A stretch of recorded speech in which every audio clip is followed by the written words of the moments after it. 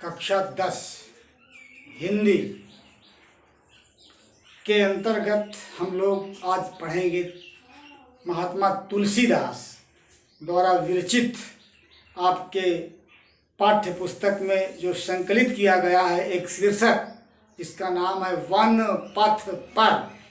इसकी शुरुआत करेंगे। आज पहला वीडियो लेकर के हम आए हुए हैं आज इस शीर्षक पर। इसके पहले मैंने तुलसीदास का जीवन परिचय के विषय में आपको ज्ञान करा दिया था, और अगर आपको पसंद आए तो मेरा ये वीडियो और इस चैनल को, तनिष्क चैनल यूट्यूब पर जाएं, तनिष्क चैनल को लाइक शेयर और सब्सक्राइब करें, और हम आपके पास ये वीडियो पहुंचाने जा रहे हैं। बच्चों, ये तुलसीदास जी के विषय में आप जानते हैं कि बहुआयामी व्यक्तित्व के वो कवि थे। कविता करके तुलसी को महत्व नहीं मिला, बल्कि तुलसी ने कविता करके कविता को महत्व दे दिया। कविता करके तुलसी न लसी, कविता लसी पा तुलसी की कला। अब जो पढ़ने आप जा रहे हैं ये सवैया छंद में लिखा गया है, और प्रसंग आप इसका जान लीजिए कि राम, लक्ष्मण और सीता तीनों लोग अयोध्यापुरी से निकलकर अपने पिता की आज्ञा को मानकर 14 वर्ष के लिए वनवास की ओर प्रस्थान कर रहे हैं। 3 लोग हैं, राम, लक्ष्मण और सीता। बड़ा ही एक उथल पुथल वाली घटना थी अयोध्या राज्य की। महलों में रहने वाली महाराज दशरथ की वो पुत्र वधू और जनक की वो तनया सीता, जिसकी शरीर के ऊपर सूर्य की किरणें पड़ने के लिए तरसा करती थी, और हवाएं जिसके शरीर को स्पर्श करने के लिए अपना अहोभाग्य माना करती थी। आज उनकी वो पुत्र वधू, चक्रवर्ती नरेश दशरथ की पुत्र वधू, आज पैदल अपने पति राम के साथ 14 साल के लिए वनवासी जीवन, ऐसा जीवन जो कठोर जीवन होता है जंगल का, पत्थर, जंगल, जंगली जीवों के बीच में निवास करना, एक राज महल में रहने वाली महारानी के लिए ये बहुत बड़ी घटना थी। भारतवर्ष की नहीं बल्कि विश्व की असाधारण घटना ये मानी जाती है जो अयोध्यापुरी में हुआ था। तो तीनों लोग पैदल जा रहे हैं बच्चों, कोई रथ नहीं है, कोई सारथी नहीं है, कोई घोड़े नहीं है, कोई पालकी नहीं है। जाने के लिए केवल और केवल पद यात्रा, क्योंकि कैकेयी ने दशरथ से वरदान मांगते समय कहा भी था कि इनको यहाँ से निकलना है तो कैसे निकलना है, मुनिवेश धर। साधु सन्यासी का जिस समय वेश होता है वो वेश धारण करके निकलेंगे, राजकुमार बन के नहीं निकलेंगे यहाँ से। तो सीता भी उन्हीं के साथ में थी। यद्यपि कि सीता के लिए वरदान नहीं मिला था, ना उसने सीता को कहा था जंगल में जाने के लिए, केवल राम की बात थी, लेकिन सीता उनकी पत्नी थी। अब पत्नी का ये भारतीय संस्कृति में, भारतीय नारी की विशेषता मानी गई है कि पति के दुख और सुख में बराबर की भागीदार रहना ही पत्नी होती है। सीता ने इसी का अनुकरण किया और उन्होंने राम से कहा कि आप 14 साल के लिए वनवास जाएंगे, मैं भी आपके साथ चलूंगी, मैं यहाँ नहीं रहूंगी। तो 3 लोग भाई हैं, लक्ष्मण जो उन्होंने अपनी भाई भक्ति का परिचय दिया, भाई के साथ उन्होंने जाना उचित समझा। राज महल में मिलने वाले सुख का उन्होंने परित्याग कर दिया, तिरस्कार करके, और भाई के साथ वनवासी जीवन बिताया 14 साल। तो बच्चों निकल पड़े हैं ये लोग, तीनों लोग अयोध्यापुरी से।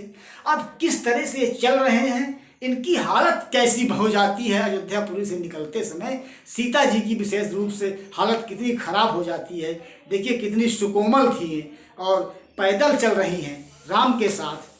क्या होता है इनके साथ, इनके शारीरिक संतुलन किस प्रकार से बिगड़ता है, उसी का वर्णन यहाँ किया गया है। शीर्षक है वन पथ पर। वन पथ पर माने वन के रास्ते पर। पुरते निकसी रघुबीर बधू, पुरते निकसी रघुबीर बधू, धर धीर दये मग में डग दोए, भरी भाल कनी जल की पुट सूख गए मधुराधर होए। फिर बूझत हैं चलनो अब के तिक पर्ण कुटी करी हो कि तो है। तिय की लखी आतुरता पिय की अखियां बह चली चारु जल चुए। सो ये छंद में है बच्चों। पुरते निकसी, पुरते माने पुर से, कौन सा पुर? पुर आया है अयोध्यापुरी, अयोध्यापुरी से, ते माने से, निकसी निकली कौन? रघुवीर बधू, रघुवीर माने राम की, बधू माने पत्नी अर्थात सीता। जब अयोध्यापुरी से राम की पत्नी सीता निकली जंगल जाने के लिए, तो धरि धीर दये, धरि धीर, धीरज के साथ, धीरज धारण करके, दये माने रखा, मग में माने रास्ते में, डग माने कदम, द्वय माने दो कदम।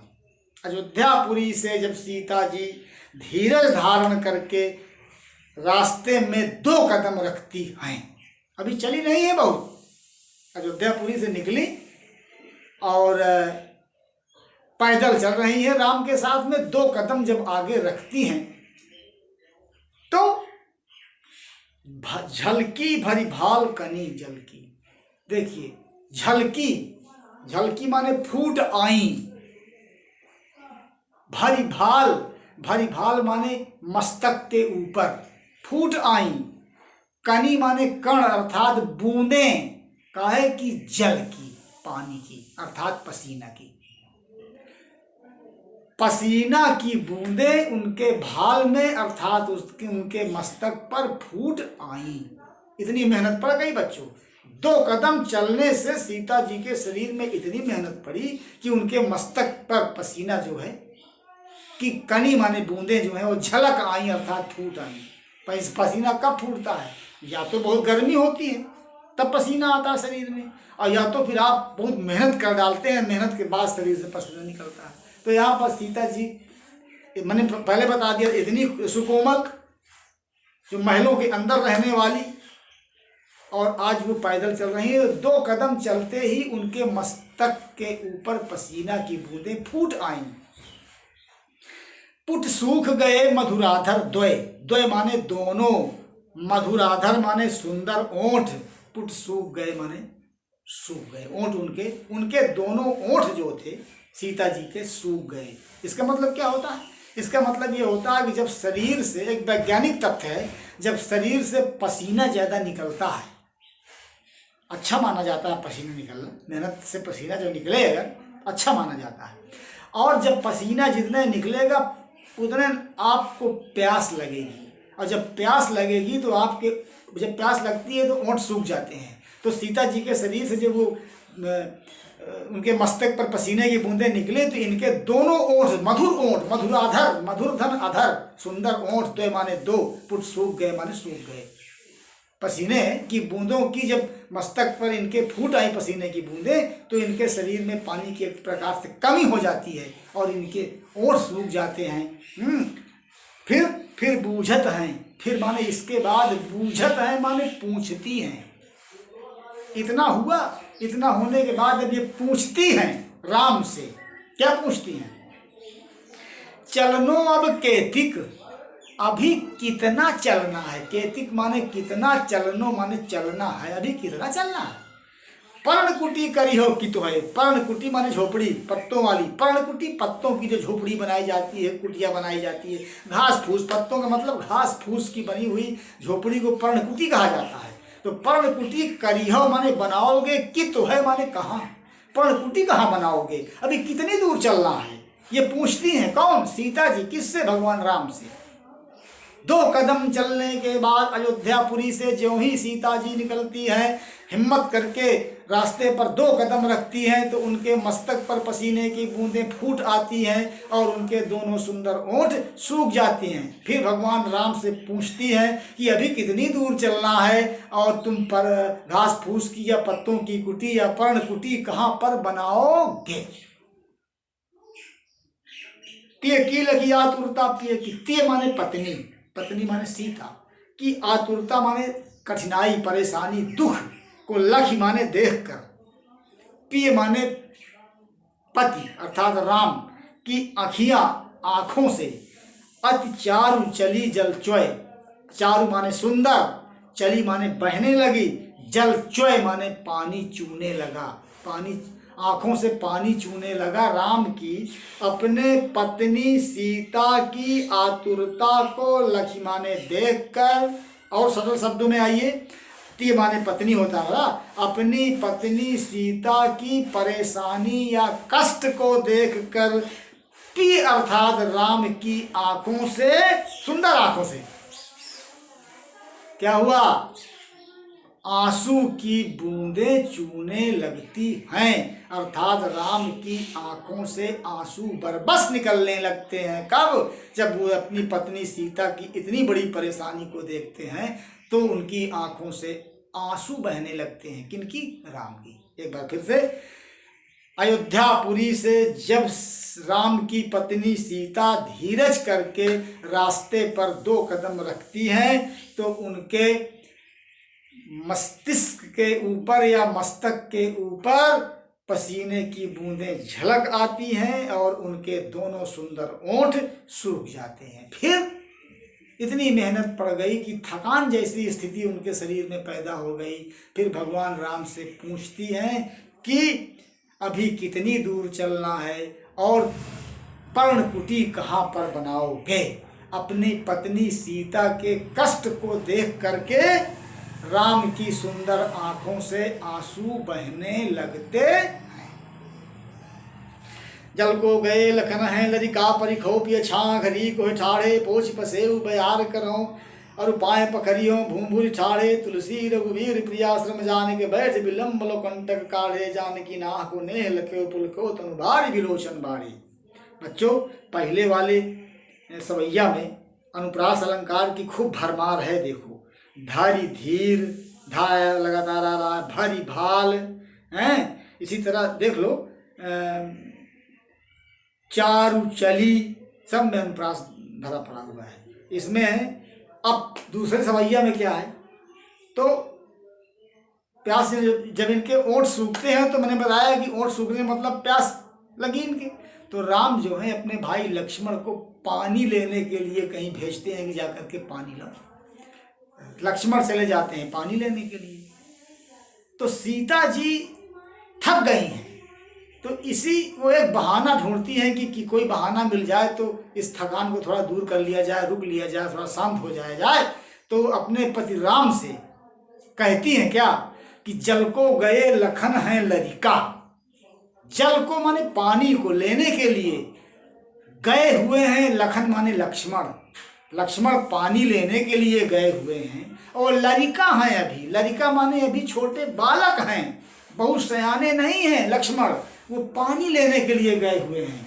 परिखो प्रिय, प्रिय माने अप्रियतम, प्रियतम किसके लिए आया है? भगवान राम के लिए आया है। कौन बोल रहे हैं? सीता कहती है कि परिखो, परिखो माने वेट करो, प्रतीक्षा करो, उनकी प्रतीक्षा करो। लक्ष्मण अभी बालक हैं, लरिका हैं अभी, वो पानी लेने के लिए गए हुए हैं, प्रीतम उनकी प्रतीक्षा करो। छाया में, घड़ी माने एक घड़ी, होए ठाड़े माने खड़े होकर के, ठाड़े माने खड़े होकर के, एक घड़ी छाया में खड़े होकर के उनकी प्रतीक्षा करो, क्योंकि लक्ष्मण पानी लेने गए हैं और अभी वो बालक हैं। पोंछ पसेउ बयारी करो, और तब तक मैं क्या करूंगी? मैं पोंछूंगी तुम्हारा, पोंछ माने पोंछूंगी, पसेउ माने पसीना। राम के भी पसीना शरीर में आ गया था भला, क्योंकि वो भी तो राजकुमार, राजा महाराजा के लड़के थे, वो भी कभी इस तरह तो करते नहीं थे, लेकिन पहली बार उनको 14 साल का कठिन वनवास मिला हुआ है, तो राम के भी शरीर में पसीना आ गया। तो सीता कहती हैं कि एक पतिव्रता नारी होने का यही धर्म होता है कि अपने दुख को भूल करके पति के दुख में शरीक हो जाए और उसमें बराबर की हिस्सेदारी सुनिश्चित करे अपना। यही भारतीय नारी की विशेषता कही जाती है, यही पतिव्रता धर्म है। तो सीता कहती हैं राम से कि मैं आपका पोंछ पसेऊ, मैं पसीना पोंछूंगी, फिर क्या करूंगी? बयारी करूं, बयारी माने हवा करूं, माने चलाऊंगी, हवा चलाऊंगी। वहाँ कोई हवा नहीं चल रही थी इसका मतलब उस समय, तो पसीना पोंछने के बाद क्या करूँगी मैं हवा चलाऊंगी। फिर क्या होगा, और पाए पखरियों, और पाए को, आपके पैरों को पखारियों माने धोऊंगी, भूंभुरी ठाढ़े, क्योंकि आप ठाढ़े माने खड़े हैं, भूंभुरी माने, भूंभुरी होता नहीं है जलती हुई धूल, जब बहुत तेज धूप होती है तो रास्ते में जहाँ छाया नहीं होती है तो ज़मीन की जो मिट्टी होती है वो जला करती है। लोग कहते हैं ना कि बड़ी भूंभुर है, बड़ी भूंभुर है, वही है भूंभुर। तो कहती हैं कि आप भूंभुरी में ठाढ़े माने खड़े हैं, मैं आपके पैरों को जल से धोऊंगी, पहले आपके शरीर का पसीना पोंछूंगी, इसके बाद हवा चलाऊंगी, इसके बाद आपके पैरों को पखारियों माने धोऊंगी, क्योंकि आप भूंभुर में खड़े हैं। तुलसी रघुवीर प्रियाश्रम जान के, तुलसीदास जी कहते हैं कि रघुवीर माने राम अपनी प्रिया अर्थात पत्नी सीता को श्रम जान के, श्रम माने थकी हुई समझ करके, राम जान जाते हैं तुरंत कि सीता थक गई हैं, तो तुलसी कहते हैं कि राम अपनी प्रियतमा सीता को की थकी हुई जान करके बैठ जाते हैं। विलंब माने देर तक, कंटक काढ़े, कंटक माने कांटा, काढ़े माने निकालने लगते हैं। क्योंकि भाई बच्चों समझ लीजिए, इतना भी जान लीजिए, यहाँ बताना जरूरी भी है कि राम और लक्ष्मण और सीता ये लोग जब निकले थे वहाँ से अयोध्यापुरी से वनवास के लिए, तो पैरों में जूते चप्पल नहीं थे, नंगे पैर इनको कैकेयी ने कहा था कि नंगे पैर इनको जाना है यहाँ से, नंगे पैर चले थे वहाँ से। अब इतने पैर मुलायम थे इनके, जिन पैरों के नीचे कभी घास का कोई तिनका नहीं पड़ा करता था, महल में रहने चलने वाले वो पैर, और आज उन पैरों में कंकड़ पत्थर कांटा सब चुभते चले जा रहे हैं, बड़े सुकोमल पैर। तो राम बैठ जाते हैं, और विलंब लो माने देर तक बैठ जाते हैं, कंटक काढ़े माने पैरों से अपने कांटा, काढ़े माने निकालने लगते हैं। और जानकी नाह को नेह लख्यो, जानकी जो है, सीता जो है, सीता को जानकी भी कहते हैं, अपने नाह माने पति के नाह, नेह माने प्रेम को जब लखती हैं, देखती हैं कि मेरी वजह से ये बैठ गए, ये मेरी थकान को दूर करने के लिए बैठ गए हुए हैं, अपने पति के प्रेम को जब जानकी सीता लख्यो माने देखती हैं, तो पुलक्यो तन, उनका तन माने शरीर जो है पुलकित हो जाता है, हर्षित हो जाता है। और बारी बिलोचन बाढ़े, बारी माने पानी, बिलोचन माने आँखों से, बाढ़े माने बाढ़ आता, उनकी आँखों में पानी बाढ़ आता है, अर्थात उनकी आँखों से आंसू बहने लगते हैं। कब? जब वो जानती हैं कि मेरे प्रियतम राम मुझे इतना प्रेम करते हैं, मेरी वजह से बैठ करके यहाँ पर समय बिता रहे हैं, तो उनकी आँखों से आंसू बहने लगते हैं। तो फिर से एक बार आ जाइए जल्दी जल्दी। क्यों? सीता जी जब थक जाती हैं तो भगवान राम से कहती हैं, रुकने के लिए एक बहाना ढूंढती हैं, कहती हैं कि लक्ष्मण पानी लेने के लिए गए हुए हैं, वो अभी बालक हैं, और प्रीतम उनकी प्रतीक्षा कर लो, और छाँव में एक घड़ी खड़े होकर के उनकी प्रतीक्षा करो, मैं तब तक आपका पसीना पोंछूंगी, आपके हवा चलाऊंगी, आपके पैरों को धोऊंगी, क्योंकि आप भूंभुर में, गर्म रेत में आप खड़े हुए हैं। तुलसीदास जी कहते हैं कि राम अपनी प्रियतमा सीता को जब जान जाते हैं कि ये थक गई हैं, तो बैठ जाते हैं और देर तक पैरों से कांटा निकालने लगते हैं। जानकी सीता अपने प्रियतम राम के प्रेम को जब जान जाती हैं, देख लेती हैं, तो उनका शरीर पुलकित हो जाता है और उनकी आंखों से आंसू बहने लगते हैं, अर्थात उनकी आंखों में आंसू भर आते हैं। ये प्रेमाश्रु हैं, ये प्रेम के आंसू हैं, ये किसी दुख के आंसू नहीं हैं, ये प्रेम के आंसू हैं। जब आदमी प्रेम में इतना गदगद हो जाता है तो उसके अनायास उसकी आंखों से आंसू बहने लगते हैं, आदमी भाव विभोर हो जाता है। तो अपने प्रियतम राम के प्रेम को देखकर, अपने प्रति देखकर सीता जो है वो इतना पुलकित हो जाती हैं कि उनकी आंखों में आंसू भर आते हैं। बच्चों, इसमें काव्य सौंदर्य के लिए बताया दे रहा हूँ, पूरे के पूरी जितनी भी सवैया हैं सब में ब्रज भाषा है, काव्य सौंदर्य भाषा ब्रज है। रस जो है वो संयोग श्रृंगार रस है। कौन सा? संयोग श्रृंगार। छंद सवैया है, अलंकार इसमें वो है अनुप्रास अलंकार, तो पूरी तरह से इसमें दिखाई पड़ रहा है जितने भी सवैया हैं। और रस जो है मैंने बताया कि संयोग श्रृंगार रस है। गुण जो है प्रसाद और माधुर्य दोनों गुण हैं। शब्द शक्ति जो है वो लक्षणा है बच्चों, और शैली जो है वो मुक्तक शैली में है, और चित्रात्मक शैली भी है इसमें।